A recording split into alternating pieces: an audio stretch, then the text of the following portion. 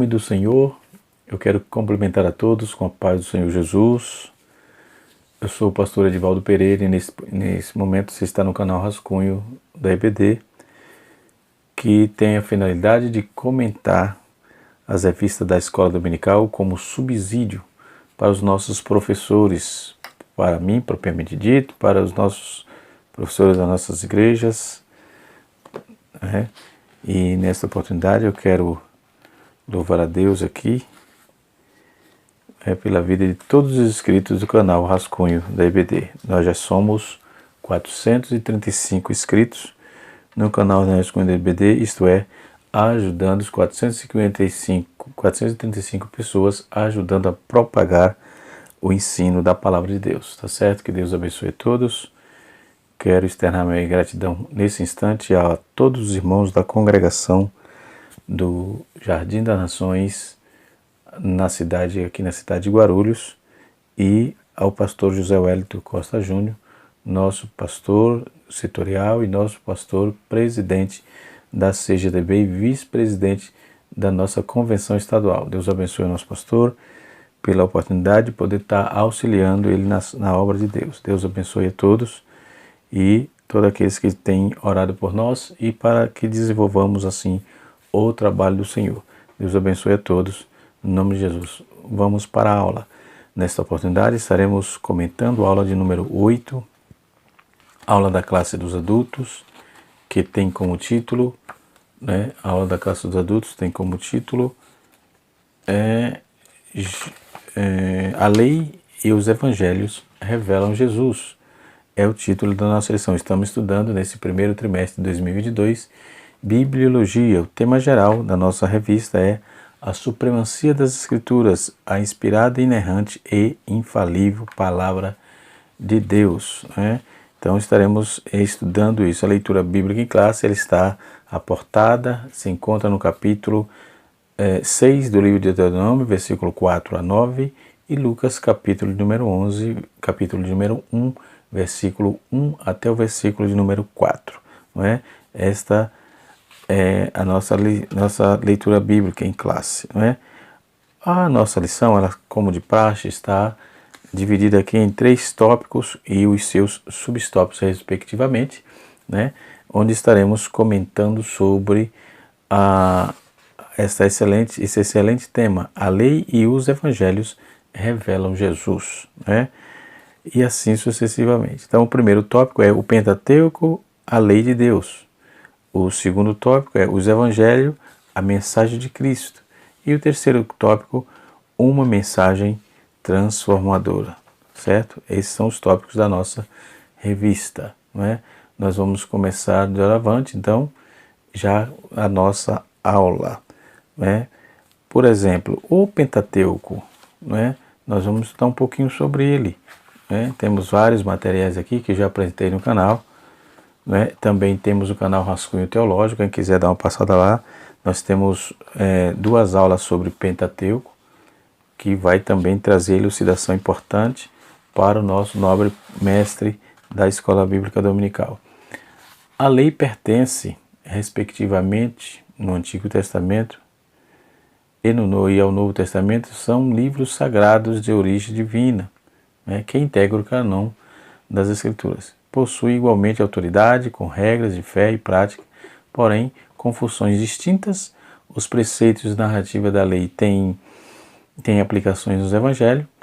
A função da lei era transitória, ela revela o pecado, mas também aponta o plano de salvação.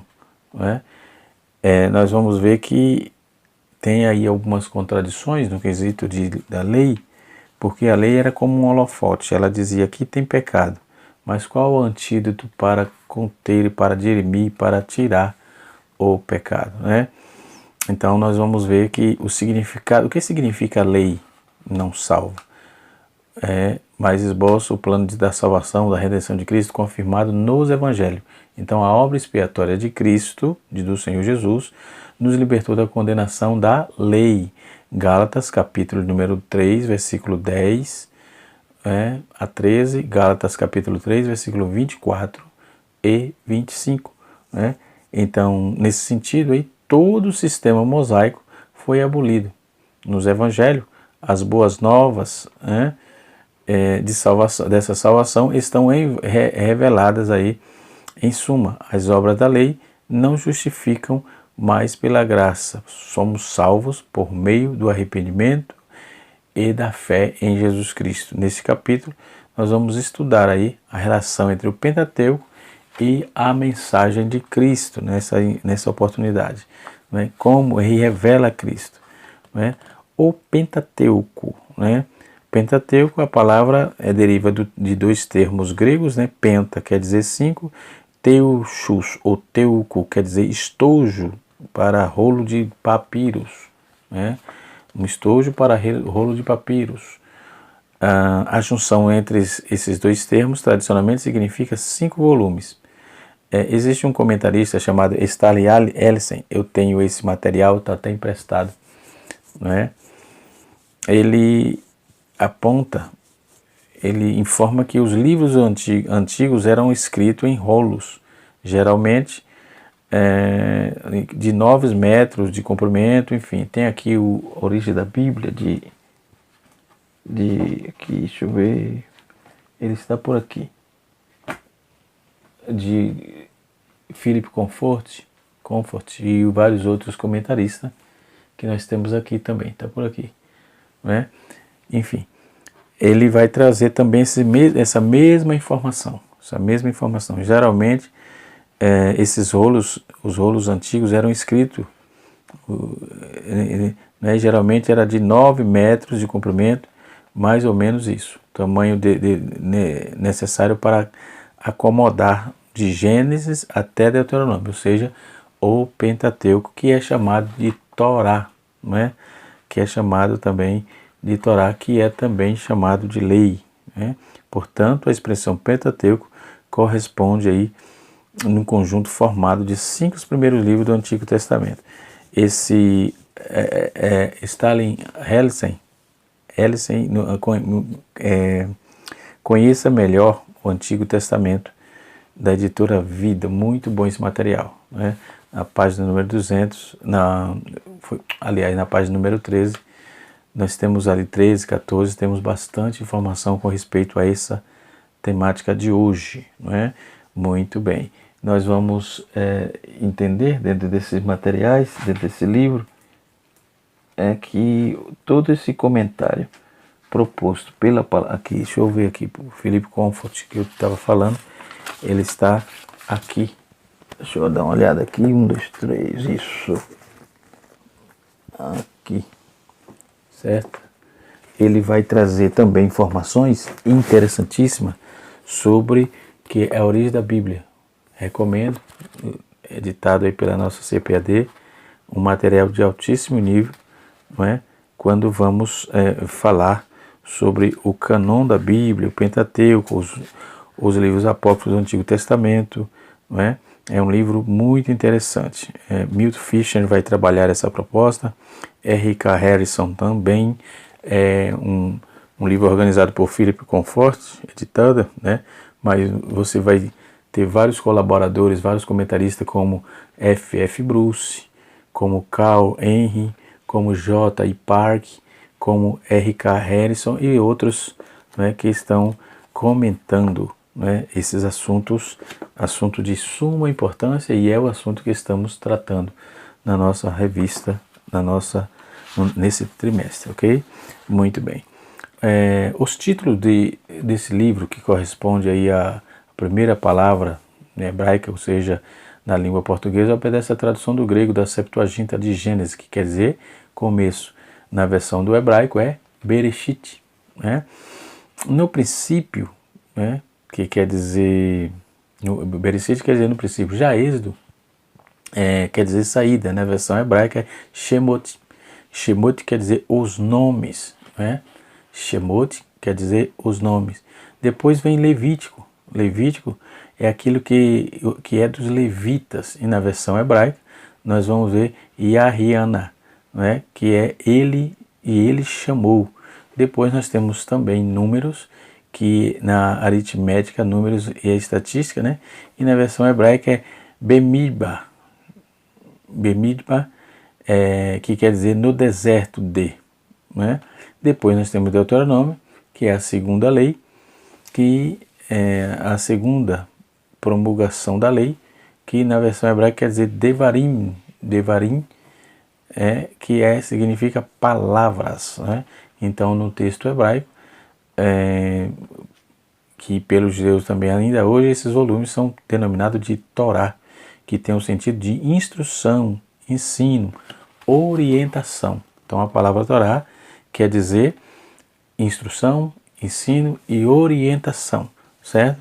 Então são materiais importantes que devemos estar aprendendo constantemente, né? E assim sucessivamente. Então a Torá assume o significado genérico do livro da lei, recebe o significado genérico com abrangência em todas as normas, conforme vamos ver no capítulo 4, versículo 44 de Deuteronômio, capítulo 17, versículo 18, capítulo 31, versículo 9. E está associado ao nome de Moisés, em Josué, capítulo número 8, versículo 31 a 32, capítulo 23, versículo 6, e no capítulo, em 2 Reis, capítulo 14, versículo número 6.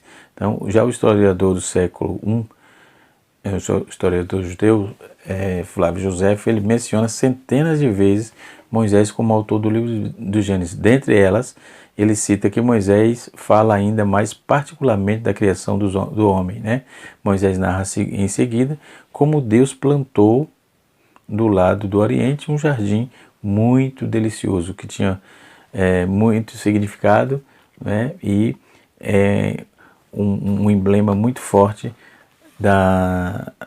do javismo, da cristandade, enfim, e assim sucessivamente. O que é javismo?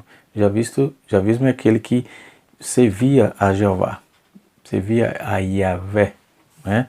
E assim sucessivamente. Vale a pena salientar que dentro do contexto geral, né, Deus não tem nome. Nós chamamos Deus como divindade devido à nossa língua portuguesa, mas o tetragrama YHWH, nem mesmo judeu conseguiram traduzir até hoje. E isso, por causa disso, ele chama de Hashem, Baruch Hashem, o santo nome, não é? E assim sucessivamente. Mas vamos para frente, não é esse o nosso assunto, vamos dar continuidade aqui ao que estamos falando, né?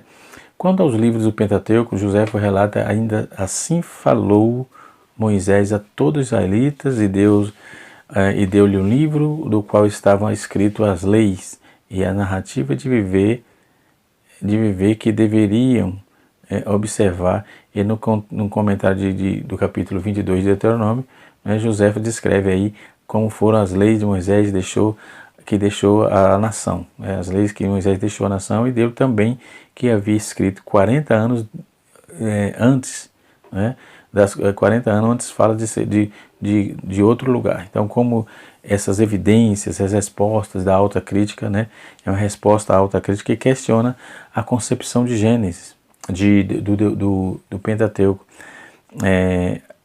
Stalin Hellesen, ele avalia que a rejeição da autoria de Moisés é rejeitar o testemunho. Quem rejeita o testemunho de Moisés como escritor, como do Pentateuco, ele rejeita também o testemunho universal dos escritores bíblicos, que solapa a credibilidade do Pentateuco e do resto de toda a Bíblia. Então a autoria de Moisés não é apenas um mosaico de diferentes autores. Em vista disso, é melhor permitir que as escrituras falem de si mesmas. Então ela mesma aponta que foi escrito por Moisés e o Pentateuco. Então nas páginas da Sagrada Escritura, dentro da sua totalidade do Pentateuco, é identificado como lei ou livro de...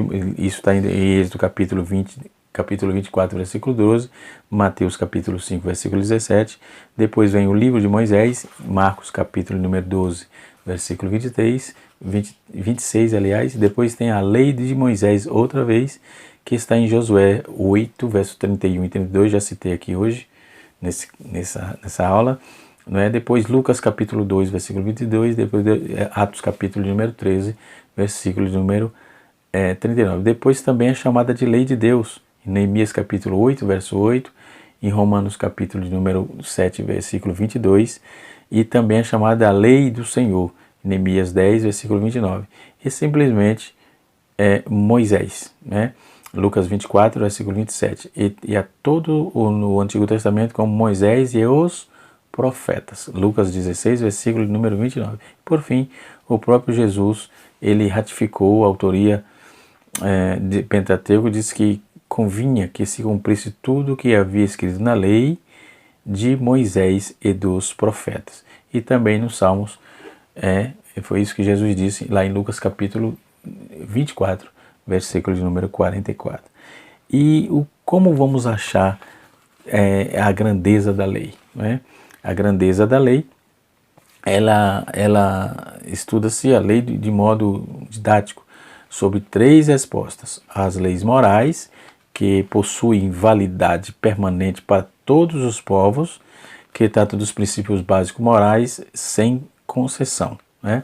Depois nós vamos ver também as leis cerimoniais, que tratam da liturgia dos judeus, né? E compreende as festividades religiosas, o sistema de sacrifício, da adoração, do santuário, e os alimentos limpos e imundos, e as instruções sobre a pureza ritual, entre os pontos, entre outros preceitos. Depois nós temos também a lei civil, que diz respeito à responsabilidade dos israelitas como cidadãos, tal como ao regulamento jurídico, né? A instrução que regia a nação de Israel. Contudo, na verdade, essas 3 partes, ela integra a mesma lei, isto é, a lei de Moisés, ou seja, o Pentateuco. Né? Henrietta Mears, eu já até estava lendo esse livro, né, agora há pouco, antes mesmo de gravar, resume que o Pentateuco ele é uma frase, a saber, em Gênesis o mundo foi feito, né?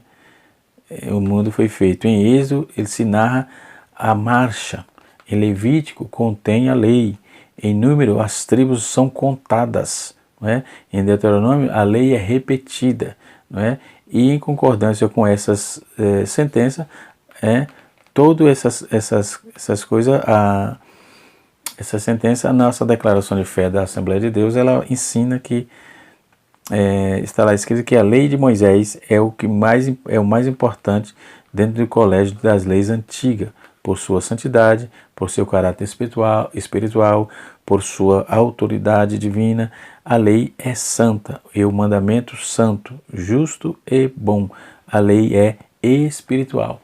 Isso vamos ver em Romanos capítulo 7, versículo número 12 a 14, quando Paulo escreveu ali. Contudo, enfatiza que o documento doutrinário da grandeza da lei vai além de tudo isso, pois nela Deus esboça o plano de salvação, a de redenção da humanidade de Cristo, da redenção, o plano de redenção em Cristo, né? E trata também, porque o fim da lei aponta que o fim da lei é Cristo, porque é justiça por todo aquele que crê, e assim sucessivamente. Então, é interessante notar que todo esse comentário de Henrietta Mears, ele vai trabalhar todo um contexto, o comentarista vai trabalhar todo um contexto visando apontar para nós que tudo que está na lei, ela tem importância hoje, agora, não é? Agora. Já dizia um certo comentarista que a Bíblia é tão atual como o jornal que sai amanhã. Muito bem, voltando aqui, a lei e a fé cristã. Né? Dentro de uns documentos que eu preparei aqui, a lei é de origem divina, certo? E muitas vezes a lei do Senhor é chamada de lei de Moisés, já trabalhei isso também aqui. Né? Quando a lei é escrita, ela é santa. Quando a lei é descrita como santa, isso mostra que ela provém de Deus, que é santo, né? Então, a lei também proporciona uma norma para os redimidos, também já tratei disso aqui. A lei mostra a humanidade e o estado pecaminoso, que revela que só pela graça podemos ser salvos. Então, Paulo vai trabalhar isso. Paulo diz que nenhuma carne será justificada diante dele perante as obras da lei, porque pela lei veio o conhecimento do pecado. Não é? A lei foi dada para revelar a transgressão, não para alcançar a salvação. Não é? Então ela nos serve de guia como uma forma, como afirma, aliás, Paulo, ele diz, nos serviu de aio para nos conduzir a Cristo, nos serviu de raio para conduzir a Cristo, né? Ou seja, uma luz clara, né? Para que pela nossa fé fôssemos justificados, né? Gálatas capítulo 3, versículo 24, ou seja, um instrutor, pois a palavra grega é paidagogos, que está presente lá no capítulo 3, versículo 24, que significa professor, indica um escravo cuja tarefa era cuidar de criança e até que ela chegasse à idade adulta. Então, desta forma, a lei serviu de aio, ou seja, guia, né? Não é raio, é aio propriamente dito, a palavra guia, para mostrar os nossos passos, e nos conduzir a Cristo, não é? Para nos conduzir a Cristo, conforme está escrito em Gálatas capítulo 3, versículo de número 25. Então, o cumprimento da lei é Cristo. O cumprimento da lei é Cristo, segundo tópico da nossa lição. Então, embora as leis cerimoniais desempenhassem papel vital antes da morte de Cristo, era, no entanto, deficiente sobre vários aspectos. Vamos notar algum. Primeiro, era o sacrifício de animais, em Hebreus capítulo 10, versículo 4. Segundo, eram sacrifícios repetitivos, em Hebreus capítulo 1, capítulo 10, versículo 1, a parte B. E terceiro, a expiação apenas cobria o pecado, não é? E também, na quarta posição, nós vemos aí que temos todos os pecados a serem perdoados. Nem todos os pecados eram perdoados em Levíticos capítulo 2, capítulo 4, versículo 2. Então, o escritor aos Hebreus, ele acrescenta dizendo que tais sacrifícios eram apenas sombra dos bens vindouros. Tais sacrifícios era a sombra dos bens vindouros, né? Tem um livro muito importante, Sombras e Tipos e Mistérios da Bíblia, de Joel Leitão. É um livro antigo, tenho esse material aqui. Na verdade tem dois, que está de capa nova, né? Tem uma capa antiga e tem uma capa mais nova. Não sei se a CPAD ainda publica, Joel Leitão de Melo, Sombras e Tipos e Mistérios da Bíblia. Publica assim que eu me lembro que esses dias eu estava vendo lá, ok? É um material de primeira qualidade, muito bom para essa questão da tipologia, não é?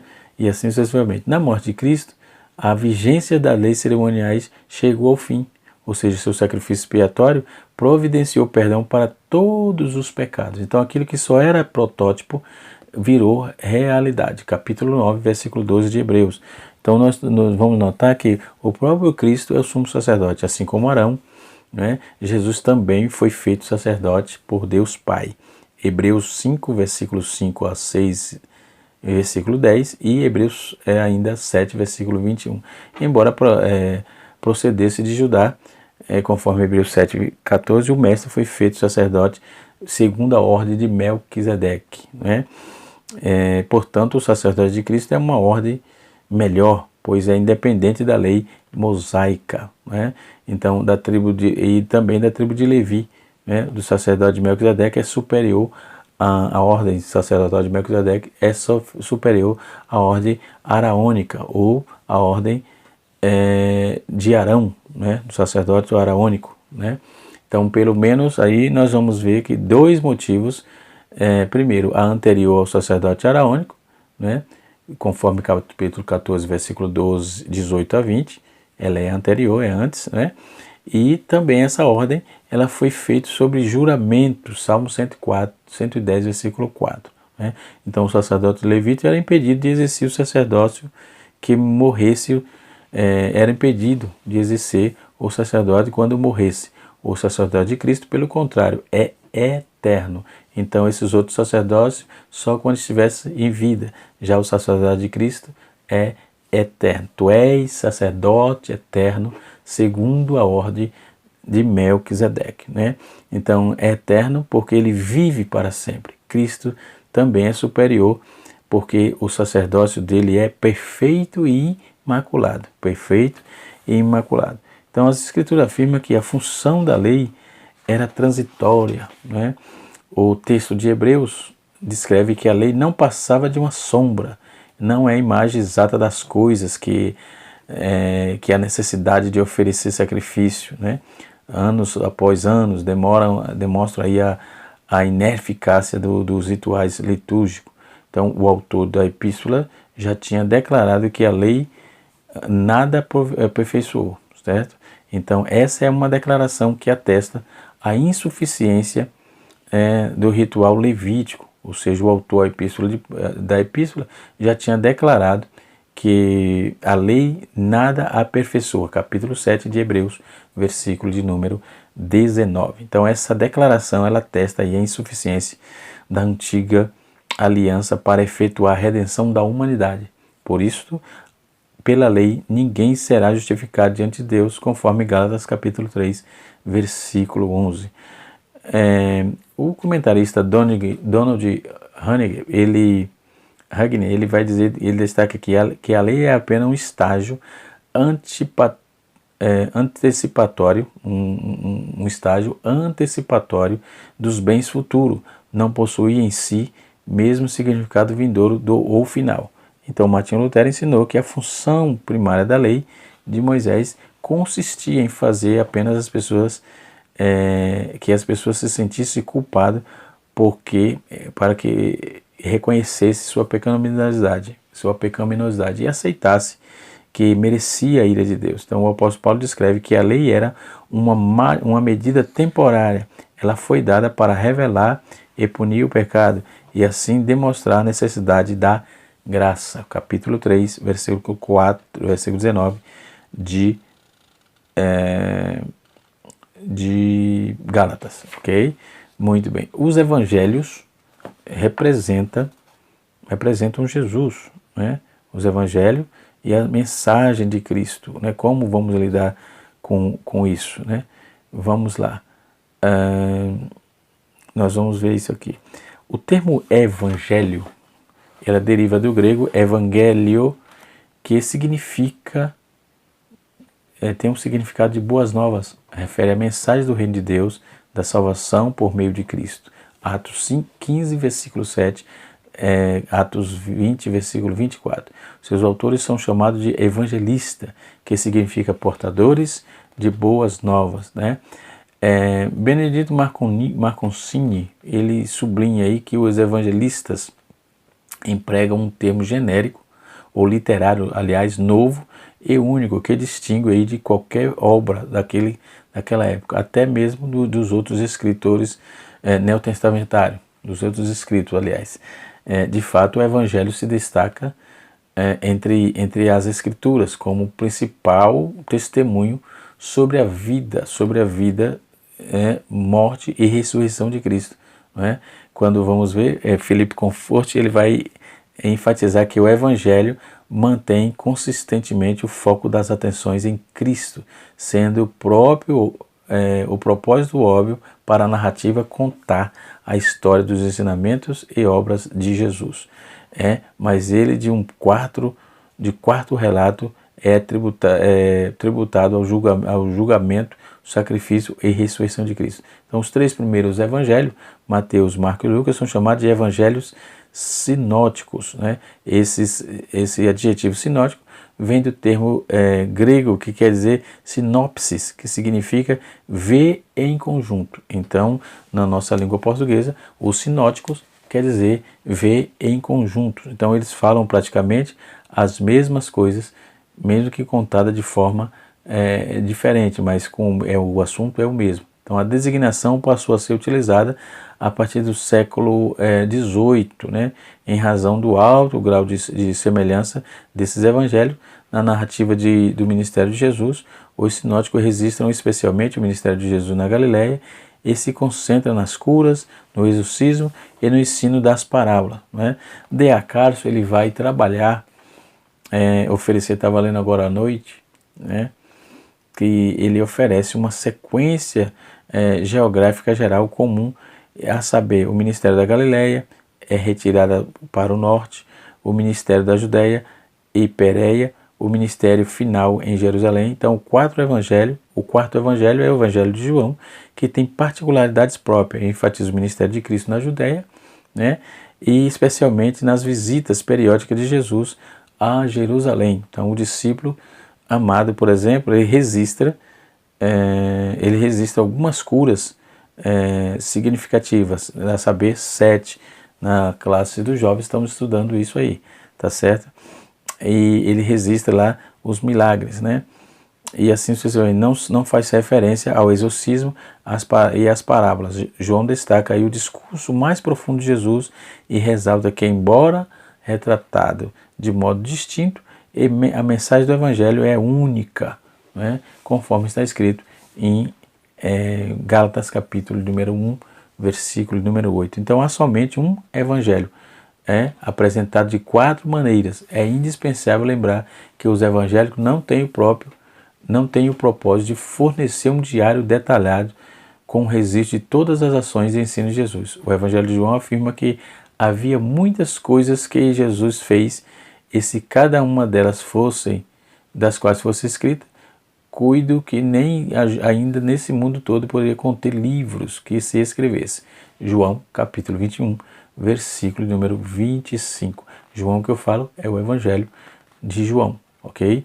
O Evangelho de Jesus que João escreveu. Então, e reiterou ainda que muitos sinais de Jesus não estava escrito no livro e no seu Evangelho, né? Isso vamos ver, essa afirmativa, no capítulo 20, versículo 30 do Evangelho segundo escreveu João.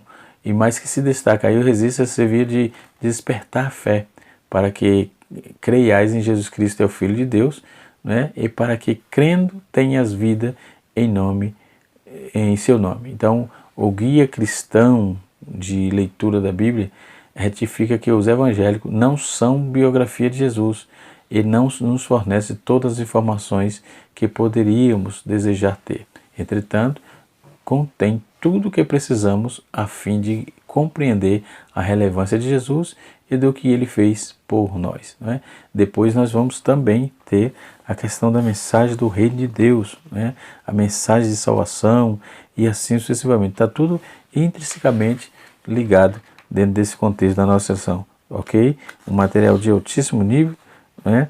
Muito bom, interessante para o nosso desenvolvimento cristão, né? E escriturístico também, por que não dizer, ok? Uma mensagem transformadora, a transformação do caráter. O caráter é definido como a maneira própria de cada pessoa agir e expressar. Então, Nicolau Albagnano, ele define que o caráter como modo de ser e de se comportar, habitualmente constante de uma pessoa, na medida de que individualiza aí e distingue a mesma pessoa. O caráter é a marca distintiva de cada pessoa que regula a sua forma de pensar, ok? De sentir, de desejar, de proceder e reagir de forma habitual. Em vista disso, a pessoa dotada de um caráter firme mantém aí em sua postura e persegue o mesmo ideal, a não ser e não se move facilmente, né, de seus princípios. De outro lado, a pessoa de um caráter volúvel frequentemente oscilava na forma de agir. Uma postura muda de modo que as circunstâncias, né, essas atitudes demonstram fraqueza e hipocrisia de caráter multiformado, né?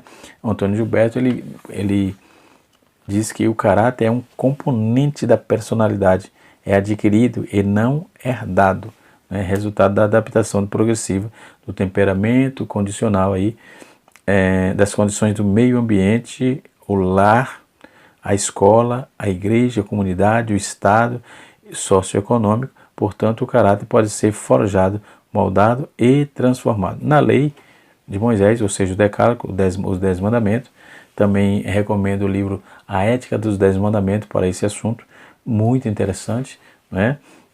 Da editora Vida Nova, um livro muito bom, né? Para essa temática, né? Apresenta aí as lições básicas para o modo de viver e de agir dos israelitas. Então, os primeiros mandamentos diz respeito à teologia e os demais se referem aí à ética. Por isso que eu estou citando o livro que eu acabei de dizer aqui, a ética dos 10 mandamentos, deve estar aqui bem próximo, ok? Muito bem. A ética são os fundamentos de moral, e a ética é a moral, refere-se ao conjunto de costumes, valores e obrigações adotados por uma sociedade, ok? Eu fico por aqui, para o vídeo não se alongar demais. Deus abençoe, espero poder ter ajudado você. Canal Rascunho da IBD, ensinando para transformar vidas, ok? Deus abençoe a todos, no nome de Jesus. Na próxima aula, estaremos estudando a lição de número 9, que tem como título As Histórias e as Poesias Falam ao Coração. Por certo, estaremos tratando aí um pouco sobre os Salmos, né? Deixa eu ver se é isso mesmo, sobre os Salmos. Vamos estar tratando sobre essa demanda aí. Deus abençoe a todos e até a próxima aula, se Deus nos permitir. Canal Rascunho da IBD, ensinando para transformar vidas.